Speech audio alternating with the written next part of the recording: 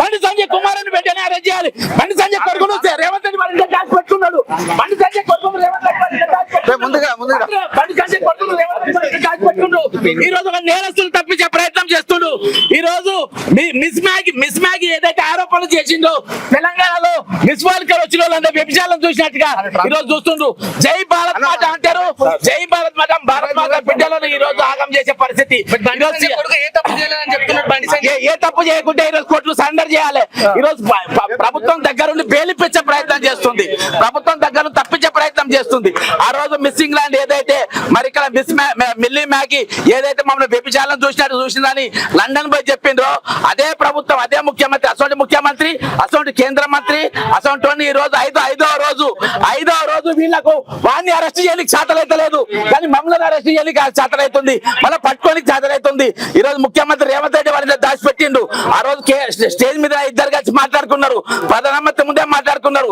ఏ విధంగా వీళ్ళని తప్పియాలి, ఏ విధంగా వీళ్ళని దొరకబట్టద్దు. ఈ రోజు కాంగ్రెస్ పార్టీ నోరు మూసుకపోయినాయా? మంత్రులు ఎందుకు మాట్లాడతలేరు? ఈ రోజు సీతక్క ఎందుకు మాట్లాడతలేరు? సురేఖ ఎందుకు మాట్లాడతలేరు? సాక్షాత్ ఈ రోజు ఇన్ఛార్జి మీనాక్షి నటరాజన్ కైకు నై బాత్ కర్ రే అతను కైకు నై కోల్ రే సిట్ అంటే ఏంటబ్బా కాలయాపన? ఎన్ని సిట్లు పడలే? 2022లో సిట్టు పడ్డది. ఎన్ని సిట్లు పడలే? ఏ సిట్టు నేరం పడ్డది? ఈ రోజు పోస్కో యాక్ట్ కు సిట్ ఎందుకు? సిట్ ఏం అవసరం? 17 ఏళ్ల లోపు నా అమ్మాయి పైన పోస్కో యాక్ట్ కింద కేసు పెడితే ఫస్ట్ అరెస్ట్ చేసిన తర్వాత ఎంక్వైరీ చేసుకోవాలి. ఈ రోజు డీజీపీ గారికి సీతక్క ఇంటికి పోతాడు. ఏది చిన్న పిల్లలు చాక్లెట్లు పట్టుకొని పోతాడు చూసినావా? నేను డీజీపీ అయినా సీతక్క గారు, నేను ఆయన లక్ష్మణ్ గారు నేను డీజీపీ అయినా అని చెప్పేసి ఇంటింటికి తిరుగుతా ఉంటారు. ఇవాళ ఒక చిన్న మహిళకు అన్యాయం జరిగితే ఈ రోజు ఆమె పోస్కో యాక్ట్ పెడితే ఈ రోజు ఏం చేస్తుంది? ఈ రోజు ఏం చేస్తుండ్రు? దేనికోసం చేస్తుండ్రు?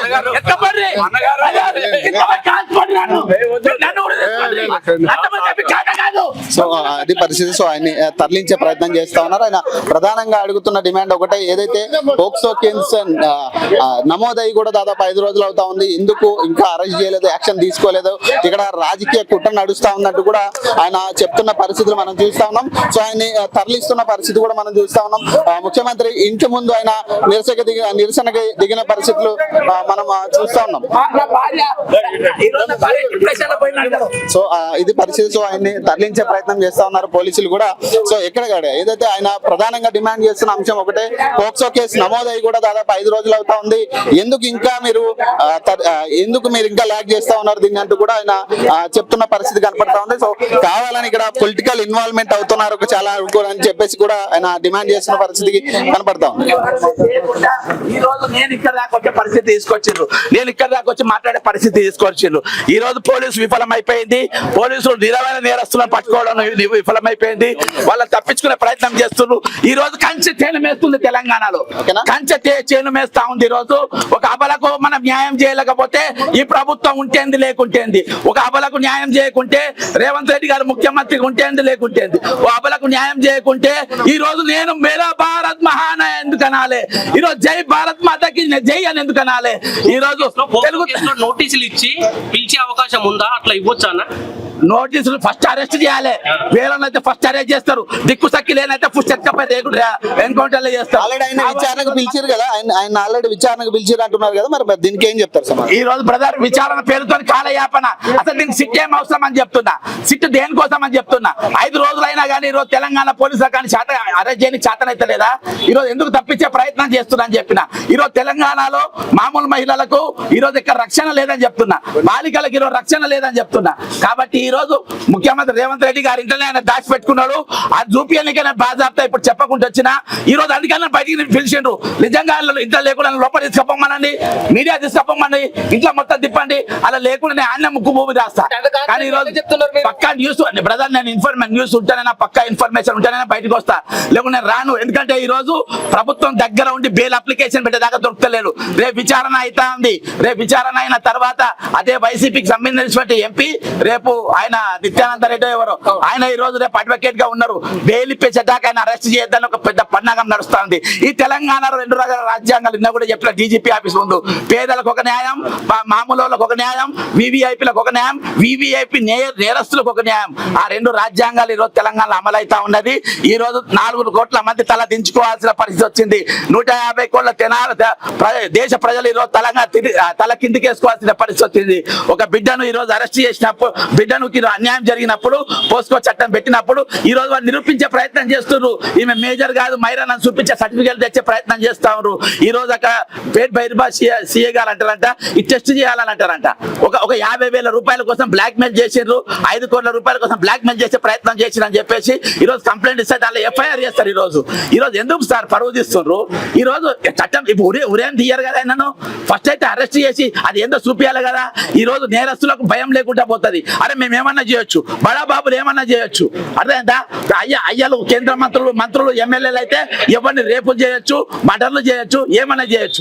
కానీ కక్షపూరితంగా నా మీద జరుగుతా ఉన్నది. నా కొడుకు అరే కక్షపూరితంగా జరగని చిన్నపిల్ల అనబాయి, యువర్ సెంట్రల్ మినిస్టర్, మోడీ తర్వాత మోడీ పక్కన కూర్చున్నవి కేంద్ర మంత్రి, నువ్వు మామూలు మనిషి ఏం కాదు. ఈ రోజు నీ మీద కుట్ర చేయాల్సిన అవసరం ఏమున్నది? ఆ వీడియోలు చూసినాం, అవన్నీ వీడియో ఈ రోజు అవి దేని ప్రకారం బాధాప్త బెదిరిస్తుండు. నా జోలికి వచ్చి ఒక్కొక్క సంగతి చెప్తా, ఒక్కొక్క సంగతి బాధాప్త వార్నింగ్ ఇస్తుంది. నువ్వు వార్నింగ్ ఇచ్చేది? ఈ రోజు దొంగలు మీరు, దొంగలను తప్పించేది మీరు, నేరస్తులను తప్పించేది మీరు దాచిపెట్టుకుంటారు. మీరు సిగ్గుపడాలి, నీకు పోలీసు వార్నింగ్ ఇవ్వాలి. ఈ రోజు అది పోయి ప్రశ్నించేటోళ్ళకి మీరు వార్నింగ్ ఇస్తారా? ముఖ్యమంత్రి దాచిపెట్టుకోవాల్సిన అవసరం ఏముంది ముఖ్యమంత్రి గారికి? వీళ్ళంతా ఒకటే కాదబ్బా, 5 రోజులకి అరెస్ట్ చేస్తారంటే పోలీసు వాళ్ళు అంతా తెలివాడుతుండట, గల్లీ తెలివాడుతుండట. ముఖ్యమంత్రులు తప్ప అన్ని తెలివాడిండు. కాబట్టి ఈ రోజు ముఖ్యమంత్రి ఆయన పెట్టుకున్నారు, ముఖ్యమంత్రి ఆయన దాచిపెట్టుకున్నాడు. కాబట్టి ఆ ఇంట్లోకి ఎవరిని బోనిస్తలేరు, ఎవరిని రాణిస్తలేరు, అడ్మకాలు ఎవరిని బోనిస్తలేరు. చూద్దామని పోతేనే బోనిస్తలేరు కదా. ఒకప్పుడు నేను ఉత్తగానే పోయేది, జడ్సన్ రారా అని గేట్ దగ్గర వచ్చి నన్ను లోపలికి తీసుకుపోయేది. ఎందుకంటే అప్పుడు ఏం లేదు కాబట్టి. ఈ రోజు ముఖ్యమంత్రి అయిండు, తల కళ్ళు వచ్చినాయి, ఒత్తిన కళ్ళు వచ్చినాయి. కాబట్టి ఈ రోజు బడాబాబులకు, నేరస్తులకు, దొంగలకు, 420లకు ఈ రోజు కాపుగాల్సిన పరిస్థితి ఉన్నది. వాళ్ళకు మద్దతు తెలిపే పరిస్థితి ఉన్నది. ఇది ఏ తెలంగాణ, దేనికోసం తెచ్చుకున్న తెలంగాణ? ఈ రోజు ఇది అప్పుల పాలైన తెలంగాణ కాదు, నేరస్తుల మయమైన తెలంగాణ. ఈ రోజు నేరాలను ప్రోత్సహిస్తున్నట్టు తెలంగాణ. ఒక బాలికను ఏ విధంగా ఆమెను ఒక బ్లాక్ మెయిలర్ గా చిత్రీకరించే ప్రయత్నం చేస్తుండ్రు. ఒట్టి యూట్యూబ్ మరియు మెయిన్ మీడియాకే దాదాపు 3.5-4 కోట్లు ఖర్చు పెట్టినట్ట. ఈమె బ్లాక్ మెయిల్ చేయడానికి ట్రై చేసింది, ఈమె బెదిరించే ప్రయత్నం చేసింది, ఈమె ఈ అమ్మాయి వాళ్ళు మమ్మల్ని ఇది చేయడానికి ట్రై చేసిండ్రు అని కొంతమంది యూట్యూబ్ రామలమ్మ లాంటి వారు, తిన్మల్ లాంటి వాళ్ళు, ఇక కొంతమంది ఏ విధంగా ఇది చేయాలో ఆంధ్ర మీడియా అయితే అక్కడ దీన్ని మర్చిపోయింది. అసలు అక్కడ జరిగింది పోస్కో యాక్టే కాదు, అది కేసే కాదు, చేస్తే తప్పేముందని. పాపం చిన్నపిల్లగాడు కొన్ని కొడితే తప్పేమున్నది, చిన్నపిల్లగాడు ఒక 2 రేపులు చేస్తే తప్పేమున్నది అన్న టైప్ లో బండి సంజయ్ మాట్లాడుతూ ఉంటారు. మా భార్య డిప్రెషన్ లో పోయిందంటారు. మరి ఆ వీడియో చూస్తే డిప్రెషన్ లో పోలేదా? ఈ రోజు గాంజా తాగేటప్పుడు, చెరస్తులు తాగేటప్పుడు, సిగరెట్లు తాగేటప్పుడు, మంది పిల్లలు కొట్టేటప్పుడు అప్పుడు డిప్రెషన్ పోలేదా? పిల్లలను పెంచడంలో ఈ రోజు మీ వైఫల్యం చెందిండ్రు.